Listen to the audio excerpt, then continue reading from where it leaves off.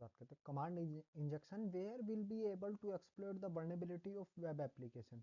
इसका मतलब ये होता है कि अगर किसी वेबसाइट या वेब एप्लीकेशन में सिक्योरिटी वीकनेस होती है तो अटैकर उसका गलत फायदा उठाता है, नॉर्मल बात है। ठीक है, जिससे हैकर वेबसाइट के through directly system command run कर सकता है। एग्जांपल, मान लो एक वेबसाइट में यूजर फाइल के नाम से इनपुट लेती है। ठीक है, अगर वेबसाइट इनपुट को प्रॉपर्ली चेक नहीं करती तो अटैकर उसमें डेंजरस कमांड डाल सकता है। ठीक है, जैसे सर्वर के फाइल डिलीट कर सकता है, डेटा कॉपी कर सकता है, पूरे सिस्टम को कंट्रोल ले सकता है। इसका मतलब ये हुआ कि हैकर वेबसाइट के थ्रू सर्वर के अंदर घुस सकता है और अपने हिसाब से कमांड चलाने जानता है फिर वो। ठीक है, तो जब वेब एप्लीकेशन सिक्योर नहीं होती तो अटैकर उसकी वर्नेबिलिटी का एक्सप्लॉइट करने का यूज करता है। कमांड इंजेक्शन अटैकर कर सकता है। ठीक है, इससे कंपनी का डेटा लीक हो सकता है, सिस्टम क्रैश हो सकता है और बिजनेस का बहुत बड़ा लॉस हो सकता है। इसलिए डेवलपर को हमेशा input validation, proper security check और सेफ कोडिंग प्रैक्टिस यूज करनी चाहिए ताकि कमांड इंजेक्शन जैसे अटैक से बचा जा सके। ठीक है, एंड में यही समझना बहुत जरूरी है कि कमांड इंजेक्शन एक बहुत डेंजरस अटैक है जो पूरी वेबसाइट और सर्वर को रिस्क में डाल सकता है। ठीक है, जैसे मेरी वर्चुअल मशीन में 3 वर्चुअल मशीन है, काली लिनक्स, लाइनक्स, विंडो और एक मेटा एक्सप्लॉइटेबल। ठीक है, तो मैं इनको ऑपरेट कर देता हूँ, मेटा एक्सप्लॉइटेबल को और काली लिनक्स को। ठीक है, बेसिकली मैं जो उसकी आईपी है ना, उसकी आईपी से उस सिस्टम को लॉगिन करके दिखाऊंगा। ठीक है, तो इसलिए मुझे लॉगिन करना पड़ेगा। ठीक है, मशीन को तो मैंने मेटा एक्सप्लॉइटेबल ओपन हो गया। अब इसका जो लॉगिन नेम होता है एमएसएफ एडमिन, यूजर नेम यही होता है और इसका पासवर्ड भी यही होता है। ठीक है, तो ये इसी पासवर्ड से भी स्टार्ट हो जाती है। ठीक है, मेटा एक्सप्लॉइटेबल मशीन। अगर मैं पासवर्ड भी यही डालूंगा, यही सेम पासवर्ड, पासवर्ड कभी आपको शो नहीं होगा पासवर्ड डालती बार। ठीक है, तो ये लॉगिन हो गया। ठीक है, अब यहाँ पे आईपी चेक करने की कमांड क्या है, आई एफ कन्फिग। ठीक है, विंडो में क्या होती है, आईपी कन्फिग और लाइनक्स में क्या होती है, आई एफ कन्फिग। ठीक है, आई एफ कन्फिग होती है।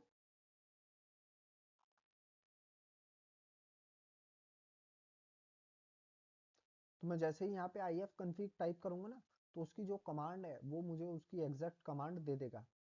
जैसे ही मैंने कमांड एग्जीक्यूट की आई एफ कन्फिग, तो मुझे ना जो इंटरनेट आईपी एड्रेस है मुझे वो उसका दे दिया है। आप देख सकते हो इंटरनेट आईपी एड्रेस। ठीक है, 10.0.2.15। ठीक है, ये मुझे आईपी एड्रेस दे दिया है जो मैं आईपी एड्रेस यूज कर रहा हूँ। ठीक है, ये है बेसिकली आईपी एड्रेस कुछ भी हो सकता है, जो आप इंटरनेट यूज कर रहे हो ना उसके अकॉर्डिंग होता है आईपी एड्रेस। ठीक है, 10.0.2.15 ये बेसिकली प्राइवेट इंटरनेट को भी शो करता है 10 और जैसे ही मैंने कोई दूसरा इंटरनेट यूज किया, ठीक है, 192.168.56.5। ठीक है, तो जैसे ही अगर मैं इसको डाल के आईपी से अगर डायरेक्टली लॉगिन करूंगा, जो मुझे आईपी वहां मेटा एक्सप्लॉइटेबल में दिखाई गई है।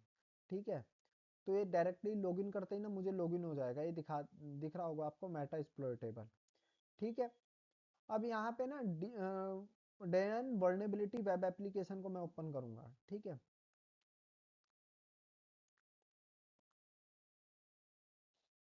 जैसे मैं ये केवल टेस्टिंग पर्पस के लिए, केवल उसके लिए नहीं है कि आप किसी की वेबसाइट पे जाके इसको मिसयूज करोगे या किसी की आईपी उठा के आप उसको पिंग करोगे।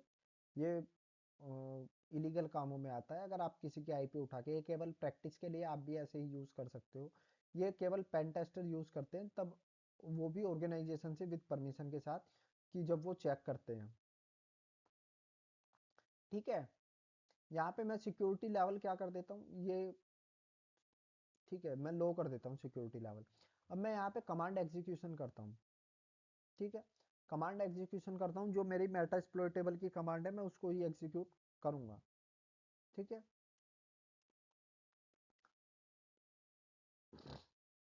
यहाँ पे कमांड एग्जीक्यूशन का मतलब है उस आईपी को पिंग करना।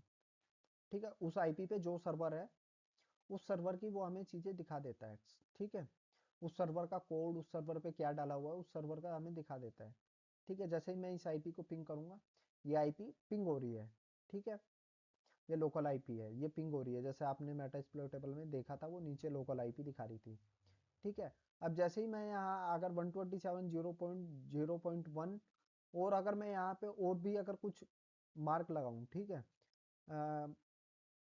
हाइफन कोलन, और मैं लिख देता हूँ एलएस। ठीक है, मैं यहाँ पे कोलन लगाकर और एक बार और दोबारा टाइप करता हूँ मैं 127 पॉइंट, देखिए वो जैसे ही आ गया, तो क्या क्या क्या क्या दिया मुझे, उसका इंडेक्स दे दिया, सोर्स कोड दे दिया, ठीक है, और हेल्प अस दे दिया, जो भी उस वेबसाइट में हो।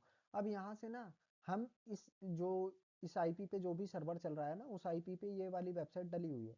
अब इस जो एड्रेस है ना, हम उसका क्या क्या देख सकते हैं, इंडेक्स पेज, हेल्प और सोर्स कोड, उसका हम देख सकते हैं। ठीक है, और उसका हमें पाथ भी दिखाई दे रहा है। ठीक है, minimum average max forward slash M dev, ठीक है, ये हमें इसका दिखाई दे रहा है। अब हम यहाँ पे ना इसका ये भी चेक कर सकते हैं, क्या इसका ये है सोर्स कोड, हल्का सा स्क्रॉल करेंगे वहीं पे व्यू सोर्स कोड आ जाता है नीचे। ठीक है, व्यू सोर्स कोड पे जैसे ही हम क्लिक करेंगे ना, आप व्यू सोर्स कोड देख सकते हो। ठीक है, व्यू सोर्स कोड में आप जैसे ही देखोगे ना, अगर हमने पिंग किया है तो टारगेट को पिंग किया है, और वो डायरेक्टली टारगेट हमें दिखा दिया है। ठीक है, इसका हमें सोर्स कोड भी दिखा दिया। ठीक है, उस पेज का जो ये आईपी है, सर्वर आईपी, और जो भी इस पे वेब पेज डला हुआ है, हमें उसका कोड दिखा दिया है।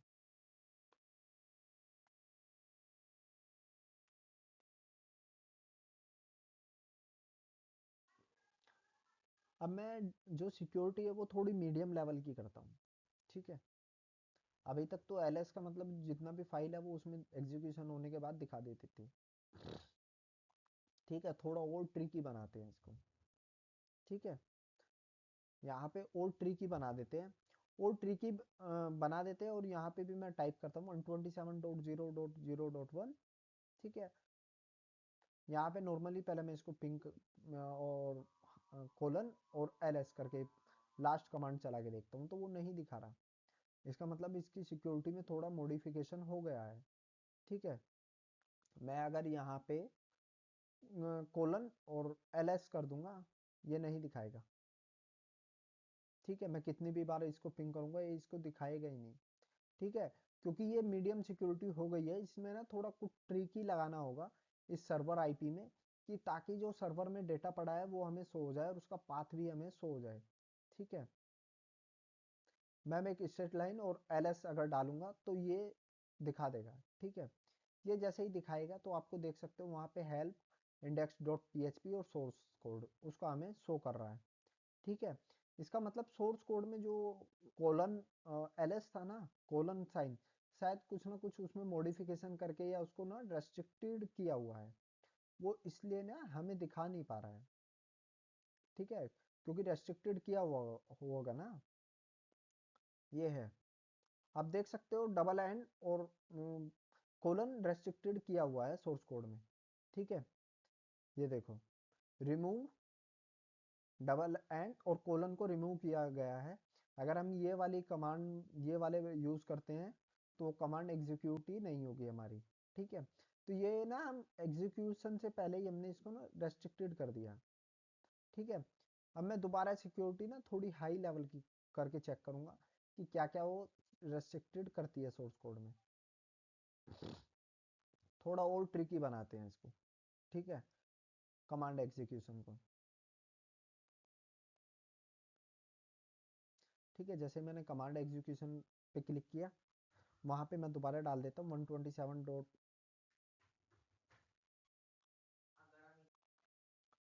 ठीक है, 127.0.1 मैं यहाँ पे डालता हूँ। और मैं ना लास्ट इसको पहले नॉर्मली पिंग करके देखता हूँ, ये नॉर्मली भी पिंग हो रही है या नहीं हो रही है, तो ये नॉर्मली पिंग हो रही है। ठीक है, नॉर्मली हम किसी की भी जो भी है सर्वर आईपी उसको पिंग कर सकते हैं।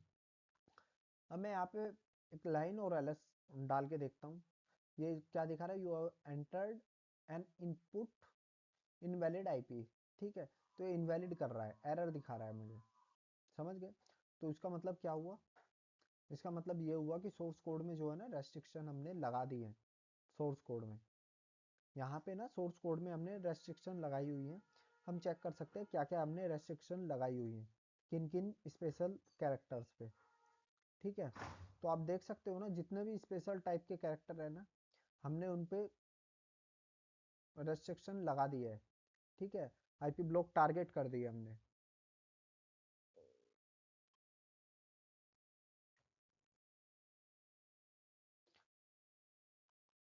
अगर आपकी भी सिक्योरिटी हाई होगी ना, ठीक है, आपकी सिक्योरिटी हाई होगी, तो आप भी ऐसे ही देख सकते हो कि आपकी जो सर्वर की आईपी होगी ना, उसको आप ऐसे कर ही नहीं सकते। ठीक है, उसको ना कोई बाहर से अनदर पर्सन पिंग कर ही नहीं सकता। अब हम बात करते हैं authentication bypass. When attacker trick a web application into letting them access an account और system without the correct login credential.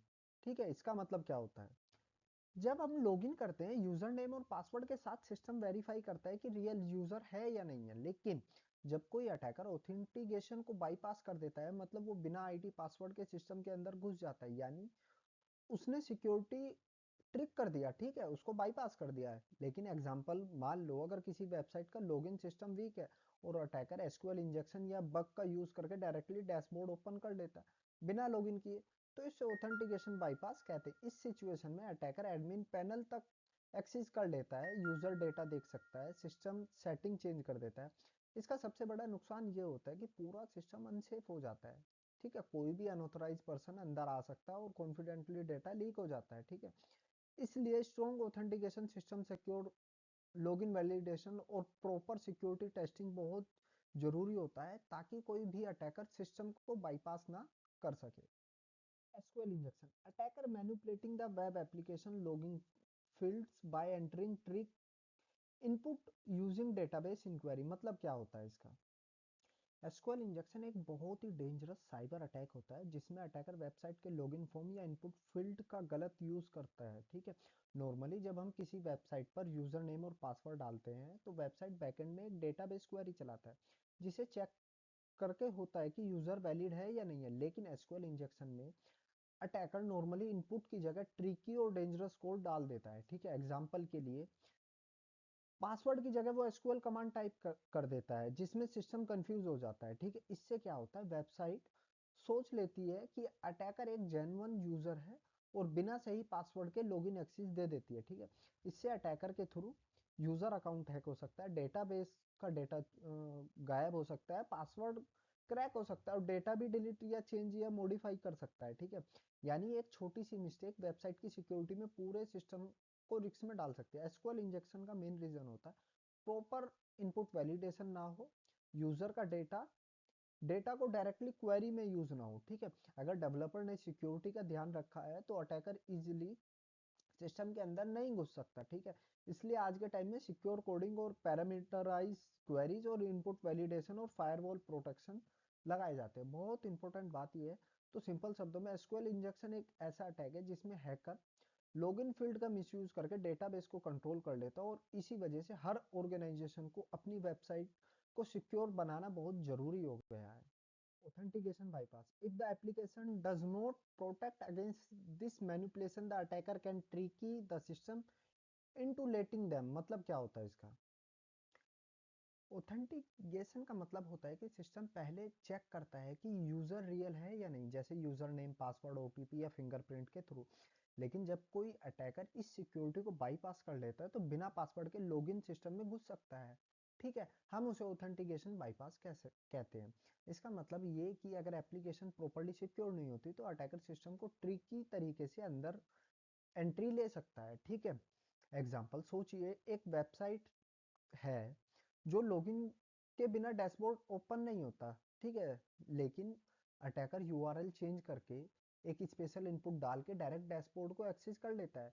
ये फिर लॉगिन फॉर्म में कुछ ऐसा कोड डाल देता है जिससे सिस्टम कंफ्यूज हो जाता है और बिना वेरीफाई किए लॉगिन अलाउ कर देता है। ठीक है, इस तरह से, ठीक है, यूजर का पर्सनल डेटा देख सकता है, पासवर्ड चेंज कर सकता है, अकाउंट कंट्रोल ले सकता है, फाइनेंशियल फ्रॉड भी कर सकता है। ठीक है, इसका सबसे बड़ा नुकसान होता है सिक्योरिटी ब्रीच और डेटा थेफ्ट। अगर किसी कंपनी के सिस्टम में ऑथेंटिकेशन बाईपास हो जाता है तो हैकर इजिली कस्टमर रिकॉर्ड चुरा सकता है, बैंक डिटेल निकाल सकता है, सिस्टम को डैमेज कर सकता है ये, और इसी कंपनी की रेपुटेशन भी खराब हो जाती है, ठीक है। इसलिए स्ट्रॉन्ग ऑथेंटिकेशन बहुत इंपॉर्टेंट होता है, ठीक है। जैसे strong password, two factor authentication, OTP verification, session security, proper input validation. अगर ये सब इम्प्लीमेंटेशन ना हो तो सिस्टम वीक बन जाता है और अटैकर इजिली बाईपास कर सकता है, ठीक है। ऑथेंटिकेशन बाईपास का मतलब है बिना सही लॉगिन के सिस्टम में एंट्री मिल जाना, और एक सीरियस सिक्योरिटी रिस्क है, ठीक है। इसी वजह से हर वेब एप्लीकेशन को स्ट्रॉन्ग लॉगिन सिक्योर फॉलो करना चाहिए, तभी हम हैकर से अपना डेटा और सिस्टम सेफ रख सकते हैं। It allows unauthorized access to account or system potential leading to data breaches or other security problem। ये consequences में है, ठीक है। इसका मतलब क्या होता है, सबसे पहले सबसे डेंजरस रिजल्ट होता है अनऑथोराइज एक्सेस, ठीक है। कॉन्सिक्वेंसी के बारे में बताता हूँ। जब किसी वेबसाइट या सिस्टम में सिक्योरिटी वीकनेस होती है तो उसका रिजल्ट क्या होता है, ठीक है। अनऑथराइज एक्सेस का मतलब होता है कि कोई अटैकर बिना परमिशन के किसी के अकाउंट या सिस्टम में घुस जाए, ठीक है। सोचो जैसे आपका ईमेल, बैंक या कंपनी का सर्वर, और कोई हैकर बिना पासवर्ड के लॉग इन कर ले इन सब में। ये बहुत सीरियस प्रॉब्लम होती है। जब अटैकर अंदर आ जाता है तो नेक्स्ट प्रॉब्लम होती है डेटा ब्रीच। डेटा ब्रीच का मतलब होता है कि यूजर का personal data, password, photos, document या कंपनी का कॉन्फिडेंटली इंफॉर्मेशन लीक हो जाती है, ठीक है। इस डेटा को हैकर सेल भी कह सकते हैं, ठीक है। मिसयूज भी हो सकता है, ब्लैकमेलिंग के लिए यूज हो सकता है, ठीक है। इस कंपनी और यूजर दोनों को हैवी लॉस होता है, ठीक है। इससे सिर्फ डेटा ही नहीं बल्कि सिस्टम को भी नुकसान पहुंचा देता है हैकर, ठीक है। अटैकर सिस्टम क्रैश कर सकता है, फाइल डिलीट कर सकता है, मालवेयर इंस्टॉल कर देता है कभी कभी, या वेबसाइट को डाउन ही कर देता है, जिससे बिजनेस रुक जाता है और सर्विस बंद हो जाती है। इसका एक और बहुत बड़ा इम्पैक्ट होता है ट्रस्ट का लॉस। जब कस्टमर को पता चलता है कि उनका डेटा सेफ नहीं है तो वो कस्टमर ट्रस्ट ही नहीं करते, ठीक है, उस कंपनी में। फिर लोग बोलते हैं इस वेबसाइट पर डेटा सेफ नहीं है, या उससे डेटा हमारा लीक होता है, इस कंपनी की रेपुटेशन खराब हो जाती है, ठीक है। और आज के टाइम में गवर्नमेंट रूल्स भी बहुत स्ट्रिक्ट होते हैं कि अगर डेटा लीक होता है तो कंपनी को हैवी फाइन भी देना पड़ेगा। इसलिए एक छोटी सी वर्नेबिलिटी बहुत बड़ा लॉस में बदल सकती है, ठीक है। अगर सिस्टम सिक्योर नहीं है तो अटैकर इजीली घुस सकता है, डेटा चोरी भी हो सकता है, और कंपनी को फाइनेंशियल रेपुटेशन दोनों लॉस हो जाती है। इसलिए साइबर सिक्योरिटी में बहुत इंपॉर्टेंट होता है कि हर एप्लीकेशन को प्रॉपर्ली सिक्योर करना जरूरी होता है। इंडिक्वेट इनपुट वैलिडेशन, ठीक है। अब इसका मतलब क्या होता है, ठीक है। समझो जब कोई वेबसाइट या ऐप यूजर डेटा लेती है, जैसे नेम, ईमेल, पासवर्ड या मैसेज, तो सिस्टम को पहले चेक करना चाहिए कि ये डेटा सही है या गलत है। लेकिन जब वेबसाइट प्रॉपर्ली चेक ही नहीं करती तो उसे कहते हैं इंडिक्वेट एंड इनपुट वैलिडेशन। मतलब सिस्टम गलत, फेक या डेंजरस इनपुट को भी एक्सेप्ट कर लेता है, ठीक है। एग्जाम्पल के लिए अगर कोई यूजर नॉर्मली नाम की जगह स्पेशल सिंबल, कोड या हैकिंग कमांड डाल देता है और वेबसाइट उसे वेरीफाई नहीं करती तो अटैकर सिस्टम के अंदर घुस सकता है, ठीक है। इस वजह से एसक्यूएल इंजेक्शन, ऑथेंटिकेशन बाईपास या डेटा लीक जैसे अटैक भी होते हैं। यानी पूरा इनपुट वैलिडेशन वीक होने का मतलब है सिस्टम का गेट खुला रहना, ठीक है, हैकर के लिए। इसलिए सिक्योर वेबसाइट पहले यूजर के इनपुट पर फिल्टर लगाती है, चेक करती है कि वो सही डेटा डाल रहा है या नहीं, ठीक है। अगर ये प्रोसेस स्ट्रॉन्ग हो तो काफी साइबर अटैक्स ऑटोमेटिकली ब्लॉक हो जाते हैं। इसलिए इनडिक्वेट इनपुट वैलिडेशन एक सीरियस रिस्क सिक्योरिटी माना जाता है। जैसे मैंने स्क्रीन पे एक SQL injection authentication bypass command लिखी हुई है, ठीक है। यूजर नेम एपोस्ट्रोफी और apostrophe one apostrophe equal to apostrophe one, इसका मतलब क्या होता है, ठीक है। और पासवर्ड कुछ भी, मतलब पासवर्ड कुछ भी हो सकता है। अब समझते हैं इसका मतलब। नॉर्मली जब हम किसी वेबसाइट पर लॉगिन करते हैं तो सिस्टम बैकएंड में डेटाबेस चेक करता है क्या यूजर नेम और पासवर्ड मैच कर रहे हैं, ठीक है। अगर डेटा मैच हो गया है तो वो अलाउ कर देता है। लेकिन अगर वेबसाइट पर प्रॉपरली सिक्योरिटी नहीं होती और इनपुट वैलिड नहीं करती तब अटैकर ये ट्रिक यूज करता है। अटैकर यूजर नेम में लिख देता है, ठीक है, एसक्यूएल कमांड, और वन इजगल टू वन हमेशा ट्रू होता है, ठीक है। इसका मतलब चाहे यूजर गलत हो या पासवर्ड गलत हो, क्वेरी फिर भी ट्रू हो जाती है, ठीक है। सिस्टम सोचता है हाँ कंडीशन ट्रू है, यूजर वैलिड है और अटैकर को बिना करेक्ट पासवर्ड के लॉगिन मिल जाता है। इसलिए पासवर्ड फील्ड में एनीथिंग लिखना के बाद भी लॉगिन हो जाता है, ठीक है। ये बहुत डेंजरस है क्योंकि अटैकर एडमिन बन सकता है, यूजर डेटा देख सकता है, डेटा बेस को मॉडिफाई कर सकता है, सेंसिटिव इंफॉर्मेशन चुरा सकता है, मतलब पूरा सिस्टम कॉम्प्रोमाइज हो सकता है। Poor input validation, unsafe SQL queries, no parameterize query. अगर डेवलपर ना प्रॉपर सिक्योरिटी लगाए तो जैसे prepared system, input filtering, ORM security या वेब एप्लीकेशन फायरवॉल भी, तो ये अटैक काम ही नहीं करता अगर ये वैलिडेशन होती है। सिर्फ एक छोटा सा कोडिंग मिस्टेक पूरे सिस्टम को हैकेबल बना सकता है, इसलिए वेबसाइट एसक्यूएल इंजेक्शन से प्रोटेक्ट करना बहुत जरूरी होता है। एसक्यूएल इंजेक्शन एक सिंपल दिखने वाला वेब अटैक है, लेकिन इम्पैक्ट इसका बहुत बड़ा होता है। अगर सिक्योरिटी स्ट्रोंग नहीं हुई तो अटैकर बिना पासवर्ड के भी लॉगिन कर सकता है एडमिन पैनल या कहीं पे भी, ठीक है। एक जैसे ऑथेंटिकेशन बाईपास वन, एक कोई मैंने सैंपल के लिए लॉगिन पेज बनाया है, ठीक है। आप इसको किसी रियल वेबसाइट पे टाइप मत करना, ठीक है। जैसे मैं यूजर नेम में डालता हूँ यूजर, और पासवर्ड में भी मैं यूजर डालता हूँ, ठीक है। अगर मैं इस पर क्लिक करता हूँ, यूजर नेम और पासवर्ड गलत दिखा रहा है, ठीक है। ये क्या दिखा रहा है कि यूजर नेम मैंने क्या डाला यूजर, और पासवर्ड क्या डाला पासवर्ड, ठीक है। तो यहाँ पे पासवर्ड एंड यूजर नेम मेरा गलत दिखा रहा है, डेटाबेस में चेक कर रहा है, ठीक है, क्वेरी से, क्योंकि ये सेलेक्ट क्वेरी यूज कर रहा है और वहां पे चेक कर रहा है, ठीक है, कि ये यूजर नेम ठीक है या नहीं है। अब इसके बाद अगर मैं यूजर नेम में एडमिन डालूं चेक करने के लिए, एडमिन डाला और पासवर्ड भी मैं पासवर्ड ही डाल देता हूँ, ठीक है। जैसे मैंने पहले यूजर नेम यूजर डाला था और पासवर्ड पासवर्ड, तो मैं यहाँ पे एडमिन डाल देता हूँ, या पासवर्ड पासवर्ड टाइप कर देता हूँ। मैंने यहाँ पे पासवर्ड टाइप कर दिया, ठीक है। जैसे मैं यहाँ चेक करूंगा कि मैंने यूजर नेम क्या डाला एडमिन और पासवर्ड क्या डाला पासवर्ड, ठीक है। तो अब इसका कोई ट्रिकी है, क्योंकि मुझे यूजर नेम और पासवर्ड यहाँ पे शो हो रहा है, ठीक है, कि एक टेक्स्ट फॉर्म में डाल रहे हैं यूजर नेम और पासवर्ड। तो ये जो है ये ऑथेंटिकेशन बाईपास किया जा सकता है। जैसे मैंने तो यहाँ पेज पे साफ दिखा है कि आप जो डालोगे वो आपको शो होगा बाद में डालने के बाद, ठीक है। लेकिन अगर कोई हाई सिक्योरिटी प्रोफाइल कंपनी होती है तो वो यूजर नेम और पासवर्ड डज नॉट मैच दिखा के, और वो ये नहीं बताता कि आपने क्या डाला था, ठीक है। तो जैसे ही अब मैं अगर यहाँ पे यूजर नेम और पासवर्ड कुछ अलग डालूंगा वो तभी होगा, क्योंकि यहाँ पे यूजर नेम ना तो हैज की फॉर्म में सेव हो रहा है, ना ही पासवर्ड हैज की फॉर्म में सेव हो रहा है, ठीक है। सबसे बड़ी बात है कि यूजर नेम और पासवर्ड यहाँ पे नॉर्मली है, हमें प्लेन टेक्स्ट की फॉर्म में यहाँ पे हमें शो हो रहा है, जो कि आप देख सकते हो प्लेन टेक्स्ट, ठीक है। अब मैं यहाँ पे यूजर नेम यूजर ही डाल देता हूँ, ठीक है। और मैं यहाँ पे पासवर्ड पासवर्ड को कोई एसक्यूएल क्वेरी डाल के चेक करते हैं, ठीक है। एसक्यूएल क्वेरी डाल के चेक चेक करते हैं कि एसक्यूएल क्वेरी से ये बाईपास हो रहा है या नहीं हो रहा है, ठीक है। जो एसक्यूएल क्वेरी अभी मैंने समझाई थी, एपोस्ट्रोफी और, ठीक है, apostrophe one is equal to apostrophe one, ठीक है। इसको मैं पासवर्ड में डाल देता हूँ, ठीक है। इसको मैं कॉपी किया एसक्यूएल कमांड को, इसको मैं पासवर्ड में डाल देता हूँ। पासवर्ड में डाल के ये देखते हैं बाईपास हो रहा है या नहीं हो रहा है। जैसे मैं पासवर्ड में डाला, इसने बाईपास कर दिया, इसका मतलब पासवर्ड ये क्वेरी ले रहा है, SQL query one is equal to one हमेशा ट्रू होता है, कि यूजर नेम कुछ भी हो, पासवर्ड अगर आपको यूजर नेम पता चल गया और पासवर्ड नहीं पता, तो पासवर्ड को हमेशा ट्रू कर दिया मैंने, ठीक है। सपोज आपको किसी का यूजर नेम पता चल गया और पासवर्ड नहीं पता, यूजर नेम डाला, पासवर्ड को हमेशा वन इजकल टू वन कर दिया, ये ट्रू होता है हमेशा। अब यहाँ पे चाहे मैं पासवर्ड कुछ भी डाल लूँ ये ट्रू ही होगा, ये हमेशा लॉगिन होगा।